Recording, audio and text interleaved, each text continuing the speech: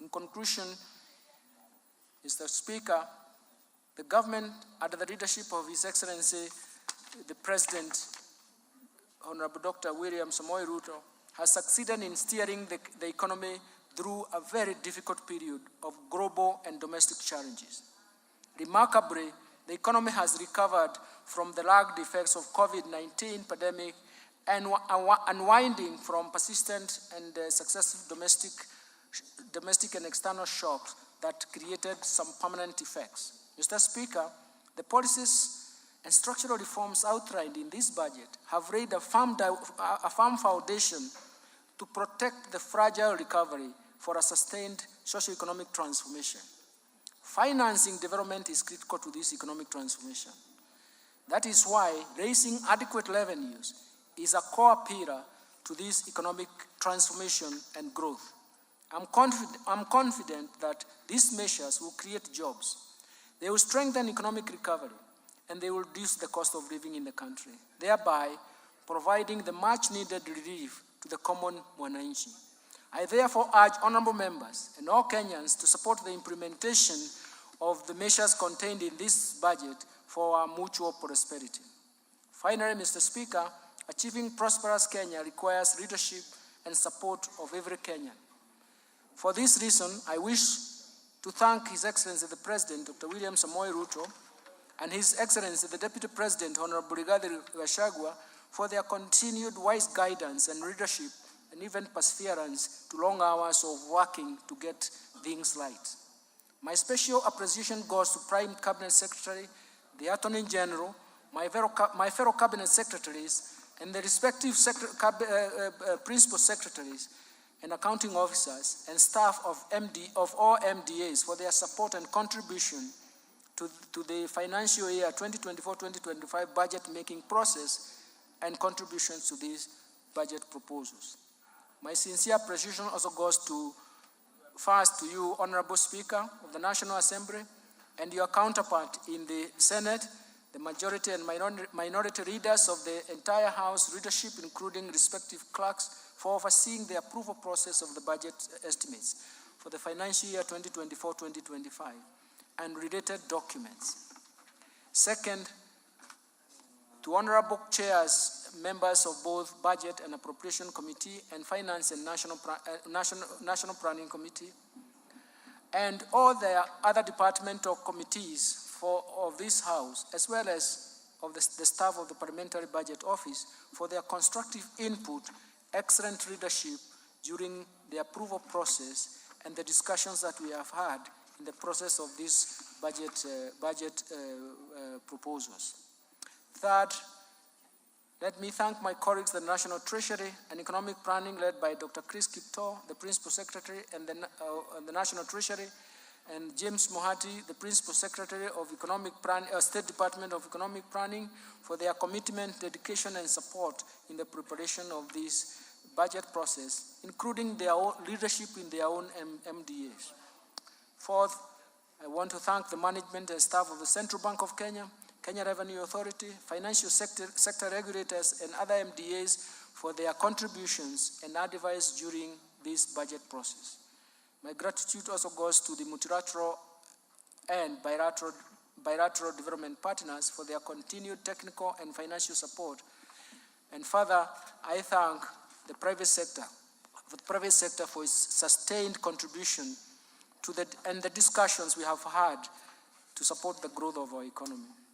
Sixth, I wish to appreciate the media and non-state actors for their active engagement and even participation in the 2024-2025 budget process. Mr. Speaker, I remain immensely grateful to my family and their support and inspiration as I execute my duties at the National Treasury and Economic Planning, which is not an easy task, I can tell you. Lastly, Mr. Speaker, my utmost gratitude goes to all Kenyans for their contributions, proposals, and suggestions received during the finalization of the budget proposals. The outcome of these measures are to our own benefits and a reward to perseverance on the difficulties that we have gone through and to solve the difficulties ahead of us. Thank you, and may God bless you. Mr. Speaker, before I resume my seat, You recall that I have already submitted to this House the budget estimates and the Finance Bill 2024 together with the accompanying documents as required by the Public Finance Management Act 2012. Today, I further submit the following documents to this august House, and I request that you graciously receive them. First, the budget statements for the financial year 2024-25. Second, the 2024 budget policy statement. Third, estimates of revenue, grants, and loans for the financial year 2024-2025 budget. Fourth, financial statements for the financial year 2024-2025 budget. Fifth, medium-term debt management strategy 2024. Sixth, budget highlights, the Mwananchi Guide, the financial year 2024-2025 budget. And finally, statistical annex of the budget statements for the financial year 2024-2025. Thank you, Honorable Speaker. I beg to move. Thank you, Minister.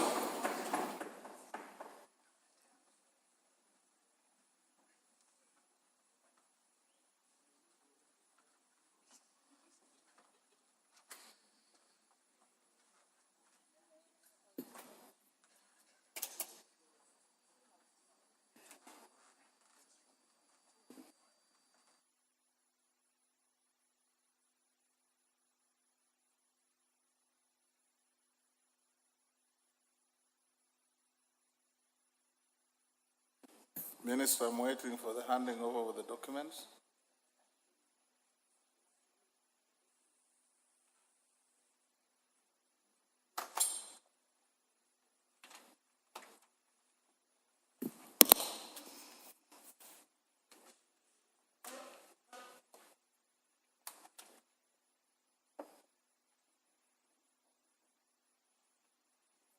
Thank you. You may take your seat. Honorable members, I wish to thank the Cabinet Secretary for the National Treasury and Economic Planning for ably making a public pronouncement of the budget highlights and revenue-raising measures for the national government for the year 2024-25 and the medium term. In this regard, honorable members, I wish to confirm that in conformity with the provisions of Article 2211 of the Constitution, Section 37, 39, and 39A of the Public Finance Management Act 2012, and Standing Order 244C, the Cabinet Secretary submitted to the National Assembly the documents and legislative proposals required to implement the national government budget for financial year 2024-25 on 30th April 2024. This is within the prescribed timeline. The documents submitted by the Cabinet Secretary included the estimates of revenue and expenditure for the national government and the Finance Bill 2024, which is currently under consideration by the House. Honorable members, it is now my pleasure to invite all honorable members, the Cabinet Secretary for the National Treasury, all Cabinet Secretaries present and other invited guests to a reception at the Parliamentary Courtyard at the rise of the House. Honorable members, now being 5:17 p.m., this House stands adjourned until Tuesday, 18th June 2024 at 2:30 p.m.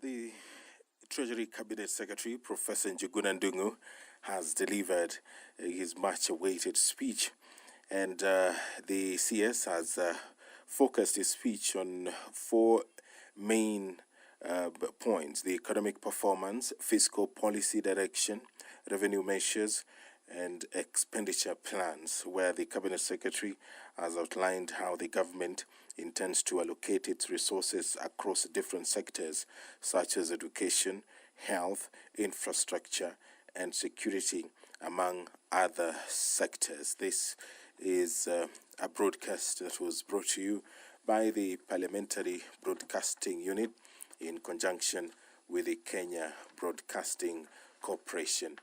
My name is Edward Kabasa.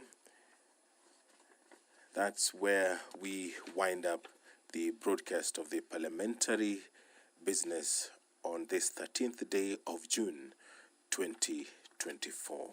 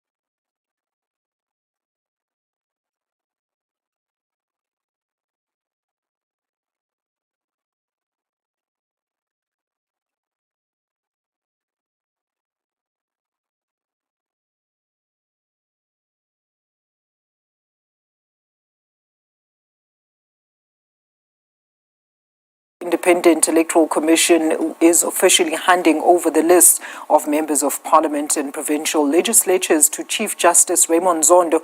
This following Sunday's announcement of the election results. These are live visuals from Constitution Hill. I am the Judge President of the Free State Division of the High Court, and I will be your Program Director for the proceedings this afternoon.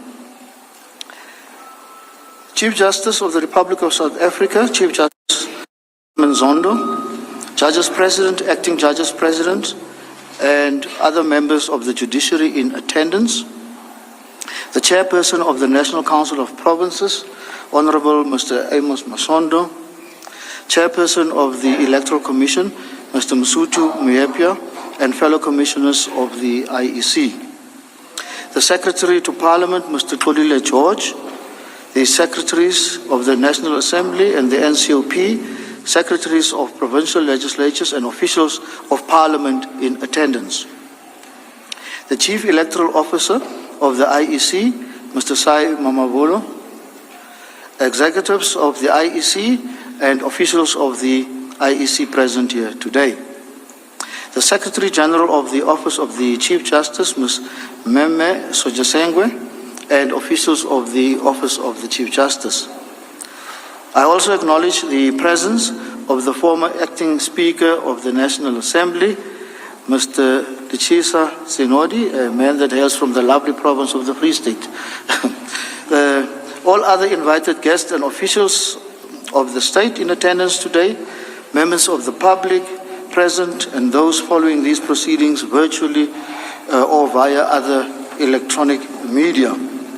Distinguished guests, ladies and gentlemen, it is indeed an honor and a privilege for me to, on behalf of the Chief Justice of the Republic of South Africa, Chief Justice R.M.M. Zondo, and the judiciary as a whole, to welcome you all to the ceremonial handing over of the Electoral Commission of South Africa's list of members of the National Assembly and provincial legislatures.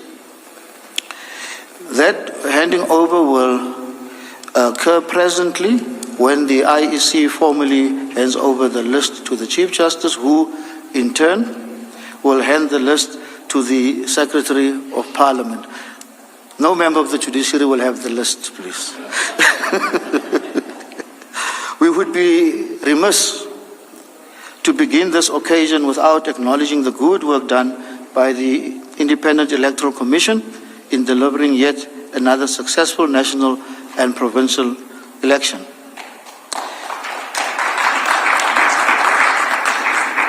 It had another dimension which made it more complicated in that we had a third vote, which is the regional vote.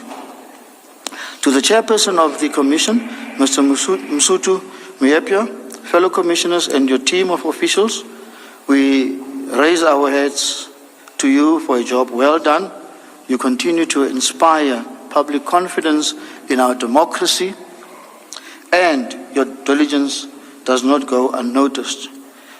You yet again gave the people of the Republic of South Africa a voice, and they spoke, as they say. Ladies and gentlemen, it is an established practice in this country that after the announcement by the IEC of the results of the national and provincial elections, the IEC hands over the list of members of the NA and the provincial legislatures to the Chief Justice, who then, as I said earlier, hands it over to the Secretary of Parliament in preparation for the first sitting of the National Assembly and the provincial legislatures that will occur in due course. Although this is not an elaborate ceremony, it is nonetheless a very important milestone in fulfilling the constitutional obligations towards the formation of a new parliament and administration of our country, based obviously on the will of the people as expressed in the ballot papers for the 7th Parliament of the Democratic Republic of South Africa. We therefore take pride as the judiciary in hosting all of you here to witness this momentous occasion. It presents the passing of the baton among the institutions, given the important responsibility to ensure that our democracy works in a manner envisaged in our Constitution. Our democracy works because it is a collaborative effort among its institutions and arms of state that play a unique but independent role in laying the foundations for a democratic and open society in which government is based on the will of the people. Ladies and gentlemen, this ceremony sets the scene for the establishment of the 7th Democratic Parliament of the Democratic Republic of South Africa, as well as the election and installation into office of the President of this country. According to Section 48 of the Constitution, before members of the National Assembly begin to perform their functions in the Assembly, they must first be sworn in or affirm faithfulness to the Republic and obedience to the Constitution, which is the supreme law of this land.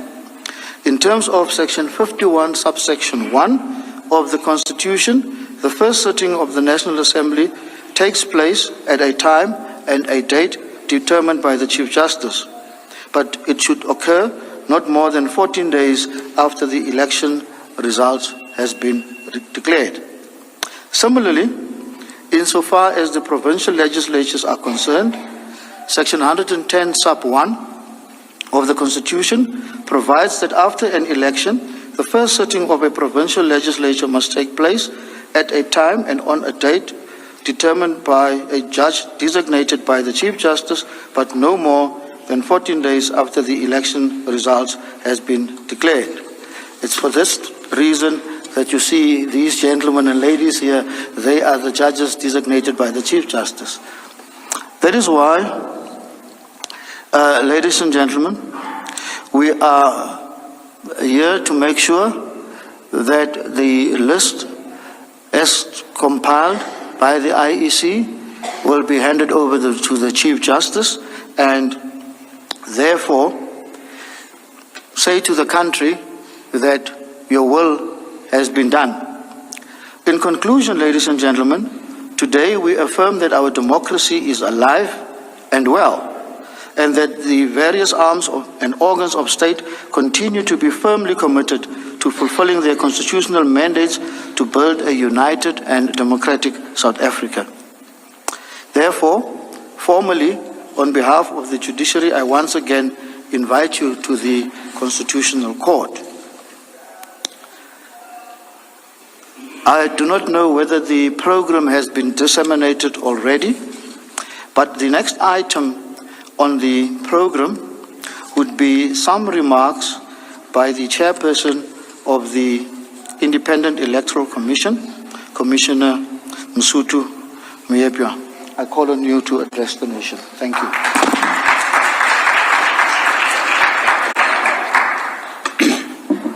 Program Director, thank you for this wonderful opportunity you have given to us. let me get your permission to stand on the protocols that you have established and acknowledge them.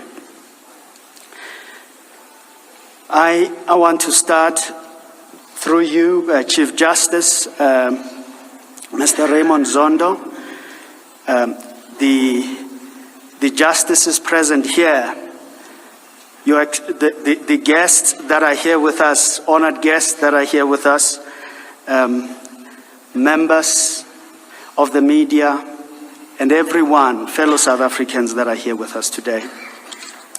Today, we officially present the final elected representatives for the National Assembly and the 9 provincial legislatures following the conclusion of the 2024 national and provincial elections.